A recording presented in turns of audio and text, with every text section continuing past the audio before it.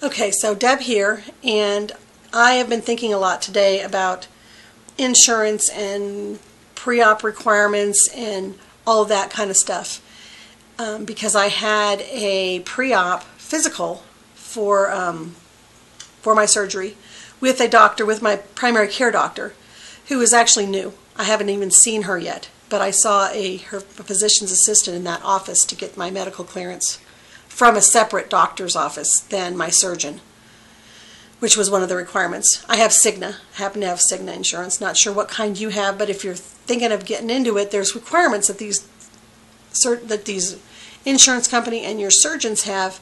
So look into what their requirements are, because you got lots of time usually to think about this, and you can always back out and say, I don't want to do it. But meanwhile, when you get your heart set on it and you go, oh, I've got 6 months now before I can do it because I have to go through this whole 6-month deal with you don't have anything that they want, something that's recorded monthly over a 6-month period. And that was where I was at in April. And I was like, oh, that's like October before they can turn it in, and probably November before I get my surgery, since it seems to take time between turning it in and getting your surgery. So, I've been a little, I was kind of a little bit in a stuck kind of limbo area, not very motivated, until last week when I found out through I was posting on obesityhelp.com, and somebody said, hey, Cigna's changed their policy. Their requirements are different. They're not requiring 3 months. As of the 15th of May, they shifted it to they're not requiring 6 months. Now they're requiring 3 months. Well, that changed the whole story. All of a sudden, I'm looking at July 11th as my 3-month mark rather than October 11th. So that changed a lot of things, and I called up my surgeon's office, and they actually penciled me in for a date in October 6th because I wanted to pick that first part of October because the timing is so much better for me with my kids out of school still, my son home from college. I have more help, and there isn't so much going on. It just seems like that's kind of a dead zone. Between my girls do gymnastics, it's between meet seasons, between when one girl's finished and the other one starts for high school. So it's just a much better timing. But it also means I have to move faster, making sure I have all my pieces together.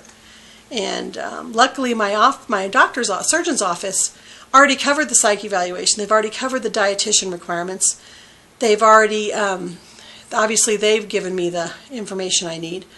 And then I just need to get that separate opinion and medical clearance from a doctor separate from my surgeon, which is what I did this morning.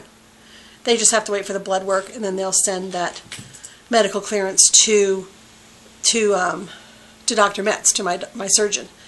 So that's that's what's going on right now. And when I called them, like the next day after I found out that the requirements had changed, they're like, they didn't even know. They hadn't even heard yet. They don't know about it. They looked it up. Sure enough, they called me back like 2 hours later. So let's get you moving. They made a surgery date. They made a post-op, which is like 5 days before the surgery.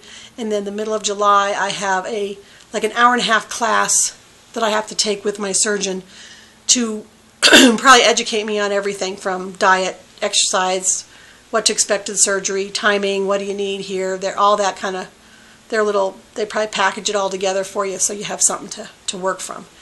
So that's the middle, like middle of July, like the 16th, I think, or something like that. So I was lucky to get in for this appointment this morning, which was pretty quick. So that gets moving, and they get all that. And then the only other thing I'm doing, which is not a requirement with my insurance or with my surgeon, but it makes me feel better, and I feel like it's just kind of doubling up on getting another doctor that knows me to recommend the surgery and to give me medical clearance, which is through my pulmonary specialist I've gone to see for 6 years now, since he diagnosed me with sleep apnea. And I wanted to see what his take was. And I was due to go in for my annual appointment with him the end of August anyways. We just moved it up to next Friday. So I'll do a pulse ox overnight where they check your oxygen levels while you're sleeping. That's a good gauge of if your CPAP's on the right spot. It's also a good way to kind of get a pre-diagnosis for sleep apnea if your oxygen levels are all over the place like mine were before I slept with my CPAP. But then I'll do that this week, and then that takes, a week to get the results back to my doctor, to my pulmonary doctor.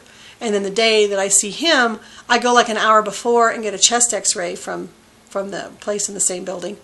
And then they send that over. So they have a chest x-ray and a pulse ox, and he can look at everything, and he can write up a letter of recommendation and a pulmonary clearance. So that's one more little extra thing that just makes me feel better that he thinks I can handle the surgery, and that... Anyways, that's all I wanted to share today. For those of you thinking about it, look into it. What does your insurance want? Ask. You got to ask, and you got to bug them. They would have told me to wait to get my date at my surgeon's office until after I turned in all my pieces in July. That means I wouldn't necessarily have been able to guarantee I would get that first part of August. So I called back and asked them, I said, is it possible to pencil me in, if it's like a month after when my medical clearance is going to come in, would that be okay? So that I know what to plan. I have to plan for my job. I have to take off. I have a physical job. That's another thing. We'll talk about that later. But I wanted to be able to take off from my job and plan ahead. So they like, sure. In fact, she actually was going to suggest that when she called back the second time. But it's something, definitely keep asking questions. Make sure you clarify, what do they need? Do you have all the pieces you need? If you don't, where do I get them? Which ones do I need? Because it's really up to you to make sure your insurance is all lined up. So you're not disappointed when they say, nope, rejected because you don't have X, Y, and Z, and you can't get X, Y, and Z, because you can't get in for an appointment for another month. So those are things to think about, and hopefully I just had thoughts today, and I was kind of inspired to talk about it, so I thought I would share it with you. Thanks.